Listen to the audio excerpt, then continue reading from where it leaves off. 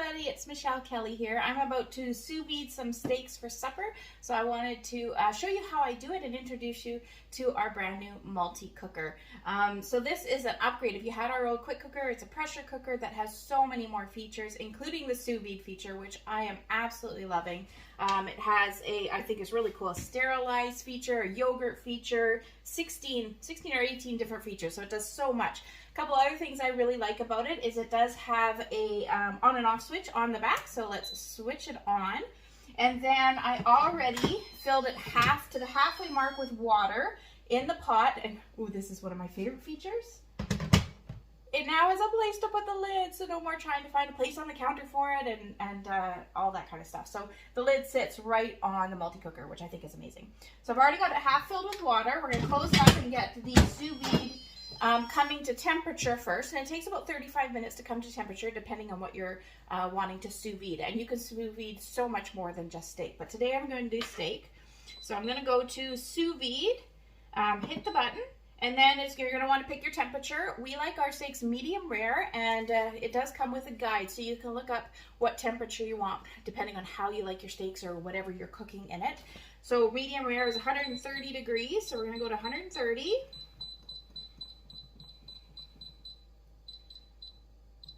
There we go, press the button, it'll come to the time.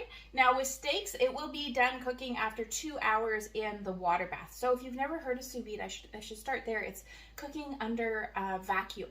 So what we're gonna do, and I'll show you, is we're gonna take all the air out of a bag and we're gonna cook the meat underwater, which is incredible.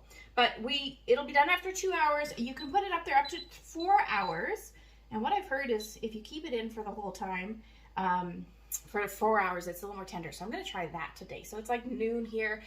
So I'm going to cook it for the 4 hours. So it'll be ready just to sear up around supper time. And then once you're done that, you just press and hold. And it's going to say run for about 35 minutes until it comes to temperature. I love the new screen here. So it's got this little circle. It'll tell you how far along you are in your preheat cycle. If you can see it, not really, eh? But there is a little circle there. You might be able to see it later once it fills in.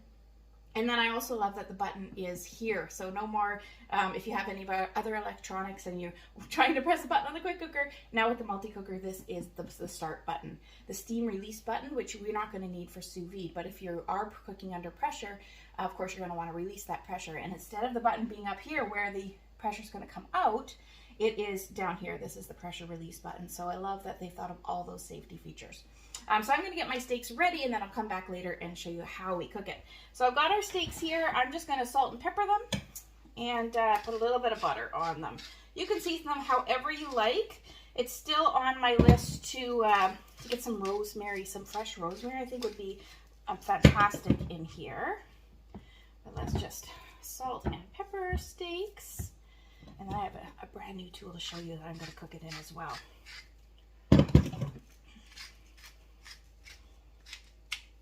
There we go. I've already cut up some butter here, so I'm just going to throw a couple pats of butter on our steaks here. Now I have 2.5 steaks, so I'm hoping they will fit in our brand new reusable bag. So these are great. They have a zipper top, so they work really well. They keep all the air out, which is what we want for sous vide. But you can also store your leftovers in the fridge here. You can use these in the microwave, so you can reheat your food after you've stored it. If you've made like chili or tomato sauce or something like that and you have extras, you can freeze it in here, and you can actually freeze it this way because it's not going to take up as much room in your freezer or in your fridge or what have you. So we're going to throw the steaks in here, and I'm going to show you a trick to get all the air out of whatever bag you're using. You can use it as a Ziploc freezer bag as well if you don't have these reusable bags.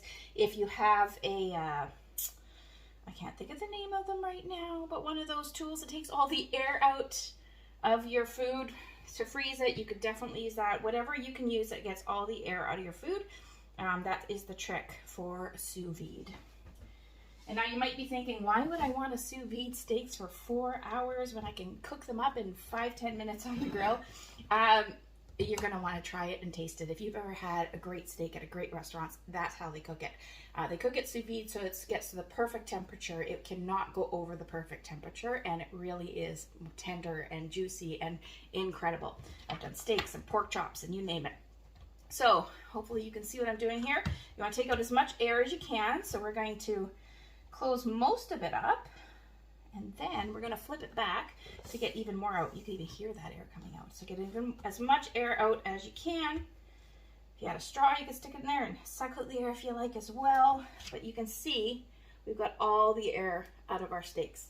So I'm going to throw this in the fridge for now, but I will come back once this comes to temperature and show you how we put it in the water. Okay, I'm back. Our multi-cooker water has come to temperature, so we're simply going to take the lid off and throw our steaks in the water. All right, so you're going to want to grab some tongs so you don't burn yourself in the hot water. And there we've got our steaks with the salt and pepper and butter, and we're going to want to put it into the water. I don't know how much you can see, but you basically want to make sure that your meat or whatever you're cooking is under the water, and that the lip of your bag is on, like, not under the water, that it's above the water line. So there we go. I'll try and get you a little closer so you can see what I'm doing here. Give me one sec. So you can see the meat is under the water and that is above the water, and then we're just going to put the lid on, and I'll show you. We'll press the button to start. There we go.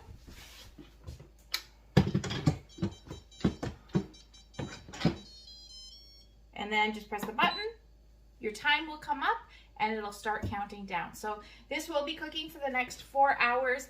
Every 5 minutes or so, you will hear a little bit of a beep and it'll release some of the steam because it's not coming to pressure. It's just keeping your temperature or your water at the exact right temperature to cook whatever you're cooking. There is ways to turn the sound of that down. If they every 5 minutes beeping, it drives you crazy, you can turn the sound off or turn it down. That's not a problem. So the steak will be done after 2 hours. I could stop and take it out at 2 hours, but I'll come back when it's done and show you how we finish it up and get our supper ready. Thank you so much. Hey everybody, I'm back. The timer has ended, so our steaks are cooked to the perfect temperature, and we're gonna pull it out. So you just want to hit the X to cancel first. Take off your lid. There we go. And then, of course, use the tongs to pull the steaks out. Check that out. And then the first thing you'll want to do is dry your meat. So I've got some paper towel here. So we're going to take these out and dry them really well. And then you're going to grill them for about a minute per side. So I got my cast iron skillet heating up on the other side of my kitchen there. And I'll show you when I grill that. And there we go. So just remember, it doesn't look super pretty when it comes out because it had just been cooked in water. So it doesn't have the pretty grill marks or anything. So grilling your meat once it's cooked to the perfect temperature, it not only makes it look pretty, but it gives it that extra flavorful crust as well. So let's go grill up our steaks.